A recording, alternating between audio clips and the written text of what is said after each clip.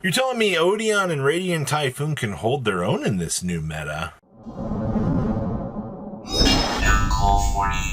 Make sure you guys smash the crap out of that subscribe button so you guys don't miss out more Oz content. So this is the results for a 3v3 tournament for the 1923 championship. We've seen a lot of cool data come out of these sorts of events.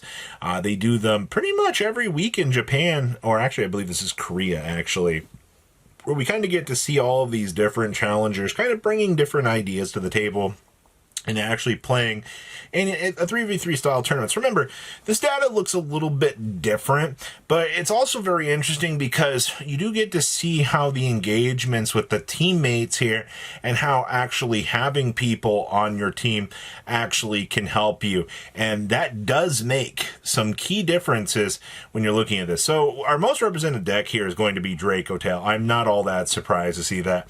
Draco Tail is one of those crazy monsters that just ruins people's days. Also looks like we have 3 Radiant Typhoon challengers creeping around within this meta, which is interesting in and in itself. We also did get to see some branded action. I'm not all that surprised, but also there's Teller Knights here. Teller Knights have also been another one of those really cool challengers that have been entering into the spotlight and doing very, very well. We also do get to see 2 Mitsurugi variants. Only 2 is kind of a scary number when you're looking at how these decks have been doing. And then 2 Odion challengers. We also had 2 Vanquish Soul with a single Yummy deck. 1 whole Yummy deck. That's crazy to see. We also had Sky Striker. We also had a Memento. And we also had a Malice deck. Malice has been kind of all over the place in terms of, you know, success rate. It's not a bad deck whatsoever. It's just taking people time to kind of figure out, you know, what combination of cards do we need to play to actually make it quite successful. Let's pass on over to deck list. Starting things off here, we have our Odion Challenger, and honestly, I'm not all that surprised to see. Obviously, you know, double strike, double warning, still are going to be some very, very strong components for you to play the game. But this deck is also kind of forced to play Extrav and draw power, and every single Dominus card that you can kind of cram into this deck just to have some sort of success with it. I'm not saying that this is bad. No. It's quite the opposite, honestly.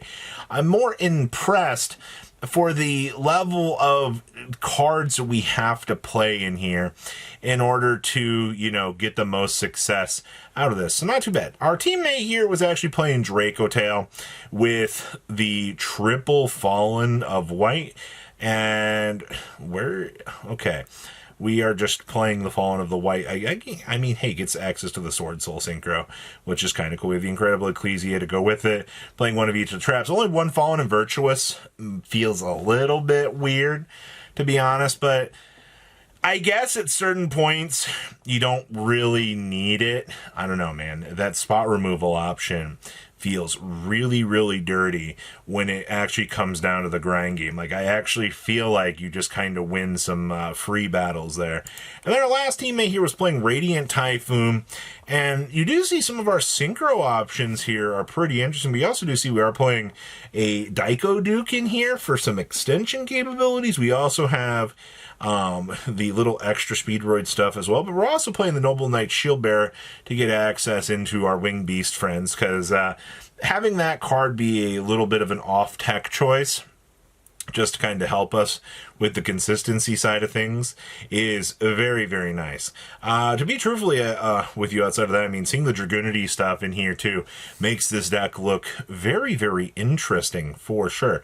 Next up here, we have more Draco Tail action. I see that we are playing the Gamma and the Driver. Oh my gosh, flashbacks to the actual house of bricks that you could be making with this deck with some of these decisions, but it's fine.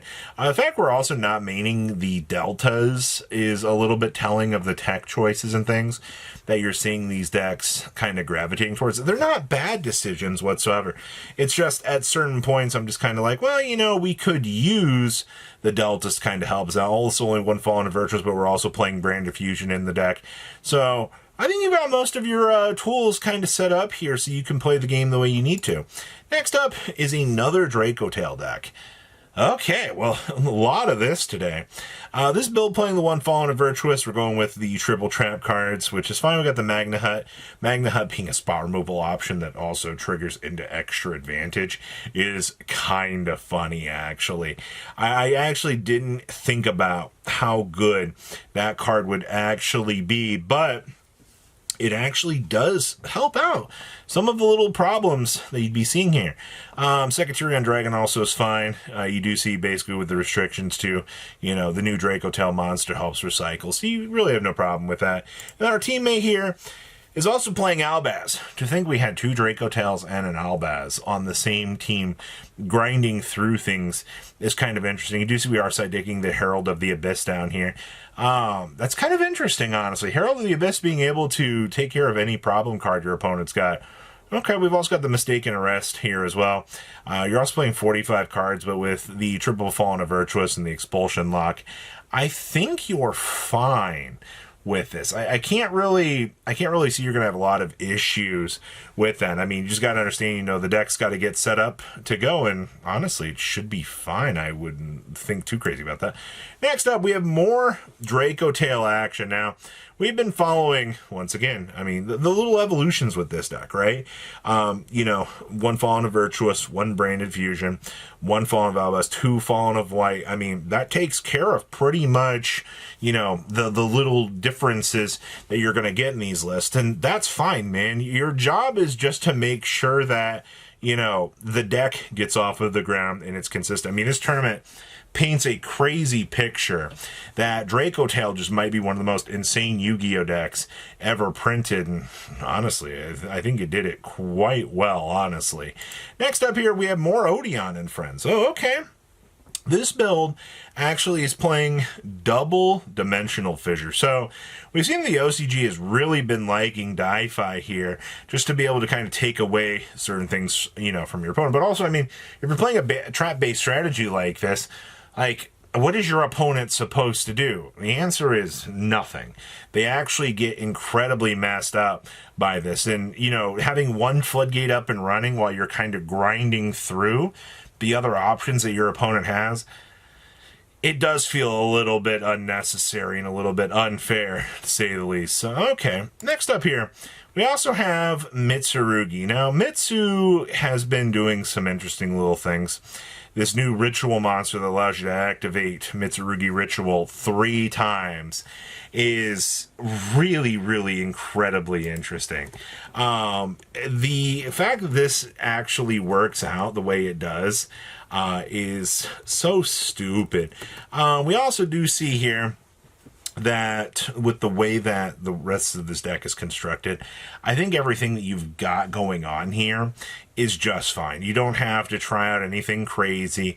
The deck is just consistent in what it does best. Next up here, we actually have some Draco Tail shenanigans. Now, I mean, how many more Draco Tail shenanigans do you want? Because deck is doing just fine.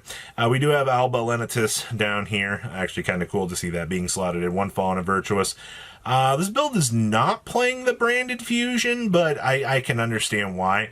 You gotta take some sort of consistency hits if you want the deck to feel a little bit more optimized, or if you're trying to keep it closer to 40. Unfortunately, that doesn't appear to be the winning result for this. I mean, the deck was kind of forced into top 4, so maybe that Branded Fusion did make all that difference. Next up, we have more Draco Tail. Oh boy! It's crazy to see how much Draco Tail we actually have here.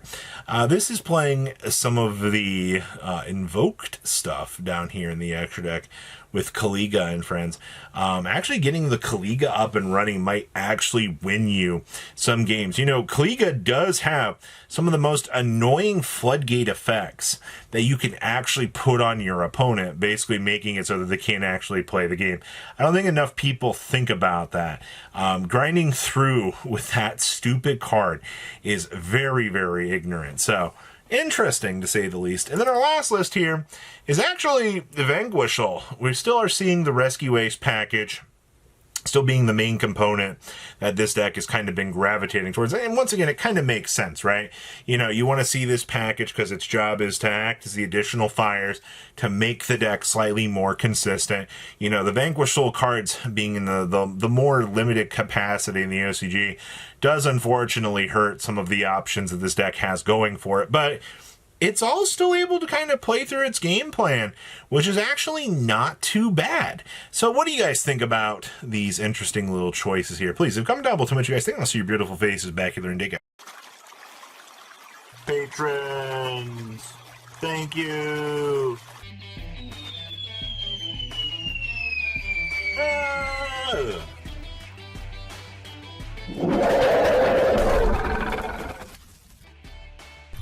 Thank you so much for watching. Check out these other videos.